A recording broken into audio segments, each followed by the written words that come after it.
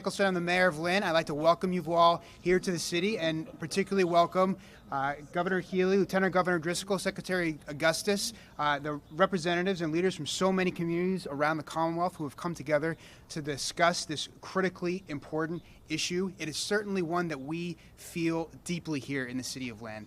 Almost half of our households are cost burdened, and half of those are severely cost burdened. So paying a majority of their income on housing costs. And it's one that we have prioritized trying to address.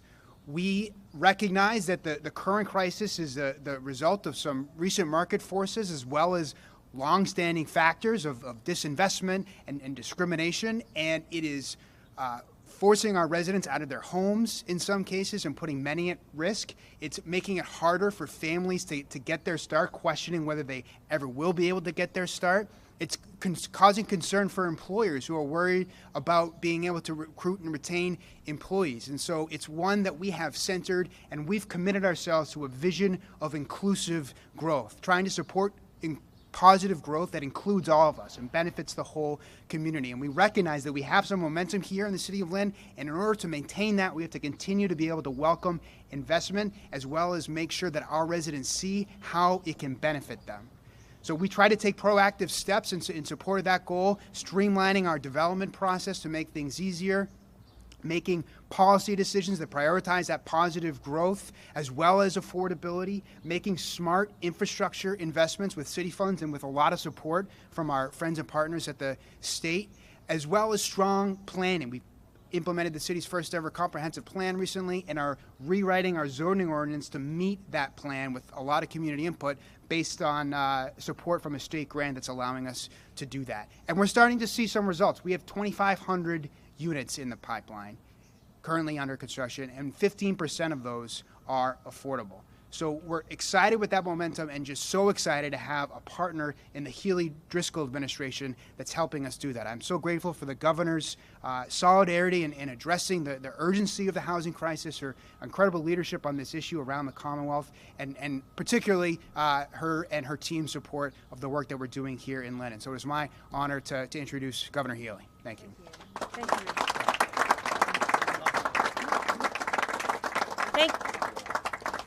Thank you so much, Mayor Nicholson, for hosting us in Lynn today. It's great to be here with you, with Lieutenant Governor Kim Driscoll, our Secretary of Housing and Livable Communities at Augustus, and wonderful for all of us to be joined by so many mayors, city managers, town administrators from across Massachusetts. Today we kick off a week where we're talking about housing all the time, every day, because, look, we know that it's the #1 issue facing our state.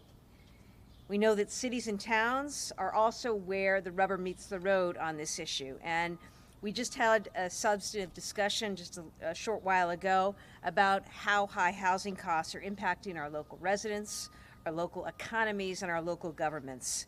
We also talked about solutions and some things that we can and must be doing. We want to support these efforts, and in many cases we already are. I've said it many times, and it's clear again today, that the need for more housing is a challenge to our economy and to our competitiveness. It's a challenge to our public health and our quality of life. Housing is the single biggest challenge facing Massachusetts. It's the issue we must address, and address urgently and quickly. That's why we're working together through the MBTA Communities Law, why we're proposing historic levels of funding through the Affordable Homes Act, and why we're just so committed to doing everything that we can across the state to increase housing production. I want to celebrate today the fact that over 40 cities and towns have already passed zoning plans intending to comply with the MBTA Communities Act. Today and every day, we will continue to work together to build the homes and the communities that our residents need. I once again am grateful to these leaders for their continued partnership, and I now turn it over to our terrific Lieutenant Governor Kim Driscoll, who has been out there advocating for this from day one.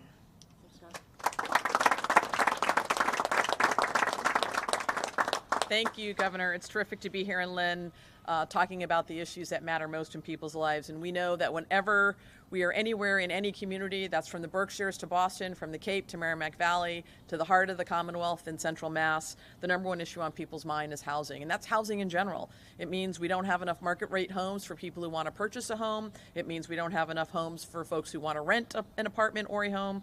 Not enough homes for the folks who are working hard every day. Think about anyone who's pouring coffee or pouring beer for a living, someone who's helping take care of your child who you might drop them off to in the morning, individuals helping take care of older adults or relatives. Nobody can keep up with these fast rising rents, and the lack of housing is impacting all of our communities across the Commonwealth. It's hurting our economy, it's hurting our workforce, and that means it's hurting our state. And the truth of the matter is, the largest outmigration we're seeing isn't seniors leaving to go to the Sunshine State, it's 26 to 34-year-olds moving out of the Commonwealth just because they can't afford a reasonable place to stay. That's a concern. It's a big chunk of our workforce. It's hurting the fabric of our communities, and that's not what Massachusetts is about. So this administration, the work that we're doing collectively on the ground, because we don't build housing as a state, it happens in communities. We're just done admiring the problem. We have got to lean in and act, and we're getting to work in partnership with the local leaders who are here and so many more across the Commonwealth, aimed at fixing this, aimed at addressing this housing crisis. And it's great to be here to talk about the solutions we have on the table and how we can continue together to build the type of housing we need in this Commonwealth for everyone, for everyone. Solving big problems is what we do in Massachusetts. We're not really good at kicking the can down the road, at least this administration. This is absolutely a solvable problem if we all work together. And we're grateful for the continued and constant support that we have from members of our local communities, and we're looking to continue that partnership as we move forward, addressing these housing needs head on. One of the best ways for us to do that is certainly by having a cabinet dedicated to addressing housing demand at all levels. One of the first acts that we had in our new administration, recognizing the housing challenges, was identifying an individual who could serve as our cabinet secretary who understood what housing meant in community and what it meant to actually pencil out deals and get housing done. So I'm pleased to introduce our Housing and Livable Community Secretary, Ed Augustus. Thank you, Lieutenant Governor. It's an honor to be here with the Lieutenant Governor and the Governor, who both have championed housing and prioritized housing, not only in creating the Secretariat, but by proposing the Affordable Homes Act, which is the largest, most significant housing bill in the history of the Commonwealth. I want to thank Mayor Nicholson for his leadership and for his innovation in the housing space, and thank the Lynn Housing Authority for hosting us today. I'm proud to stand with our partners from communities across Massachusetts who are working hand in hand with us to confront the housing challenges we face. We heard so many innovative ideas in that conversation just now across Massachusetts. Folks on the ground who are figuring out how to deal with the housing crisis in partnership with the Commonwealth. And we got a lot of great suggestions that hopefully we can share with other communities. From the outset, the Healey-Driscoll administration has made working closely with our communities a priority. The state can't do this alone. No community can do this alone. But what we can do together will be extraordinary. I'm inspired by the energy and ingenuity here today. Access to housing is not a Massachusetts-only problem, but we are going to lead our way in solving it. I believe that, and the people here believe that. Each one of these individuals knows firsthand how the lack of housing is impacting their communities, from the DPW workers to the people who keep our businesses running in cities and towns across the state. This is an existential threat that our cities and towns can feel in their bones. But the community leaders here today are standing united in purpose. Through innovations like the MBTA Communities Law and the Affordable Homes Act, we can work in concert to give our communities the tools to remove roadblocks to success. And the work doesn't stop here.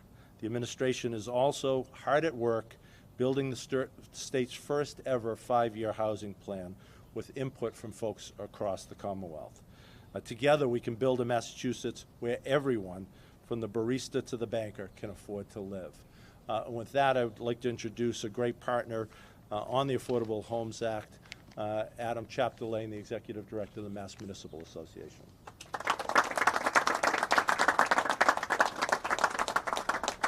Good afternoon, and thank you, Mr. Secretary.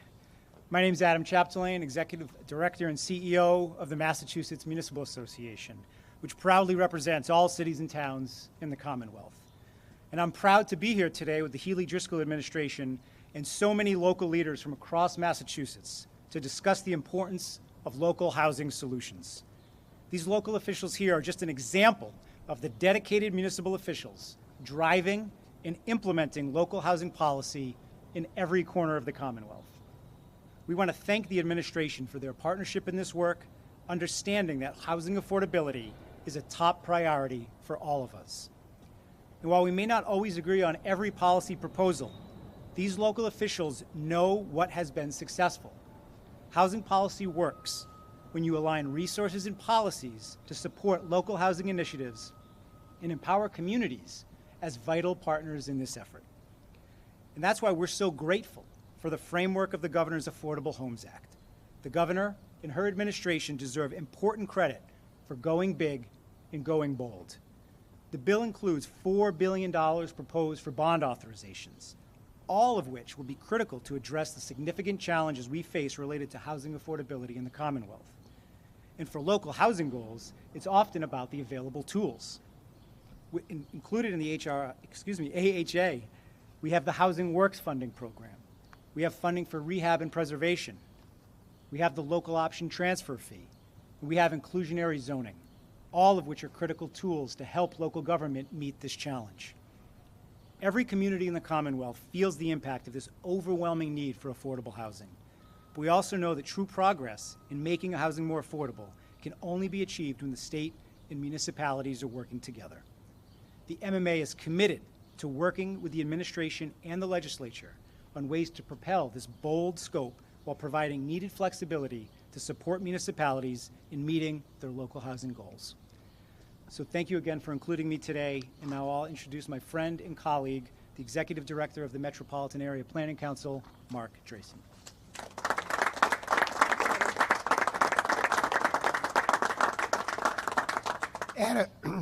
Adam, thank you very much, and thanks to the Governor, Lieutenant Governor, and Secretary for being here today. Thanks to Mayor Nicholson for hosting us. My name is Mark Drayson. I run the Metropolitan Area Planning Council, which is the regional land use planning agency for Greater Boston. I now work at MAPC, so I work on lots of planning issues, but I have devoted the 40 years of my career to affordable housing. That's sort of the cause of my life. In order to deal with the crisis we have before us today, we have to walk and chew gum at the same time. We have to do two things. We have to expand the supply of market rate housing, and we have to pay attention to preserving and developing new affordable housing. The reason that the Affordable Homes Act, passing the Affordable Homes Act, is the single most important thing we can do in Massachusetts today to address the housing crisis is because it recognizes both of these critical things. It includes critical policy recommendations, like allowing accessory dwelling units by right, so that people can build an extra unit on their house for their kids, for their parents, for local students, for other people to be able to rent, provide themselves with some income, and create another home. That's an example of the many market rate solutions in the Affordable Homes Act. It also provides, as the Secretary said, over $4 billion during 5 years to preserve and create affordable homes. It has new provisions on inclusionary zoning, on a real estate transfer fee, so many other things that will expand and preserve the supply of affordable housing. I'll close by saying what I said before, which is the single most important thing we can all do is to encourage the passage of the Affordable Homes Act. And if we do so, we will have a series of important new tools to be able to address this crisis. It will still take us some years to get through it, but we'll be firmly on the road. And with that, it's my honor to bring back to the podium Governor Healey. Thank you. Thank you, Mark.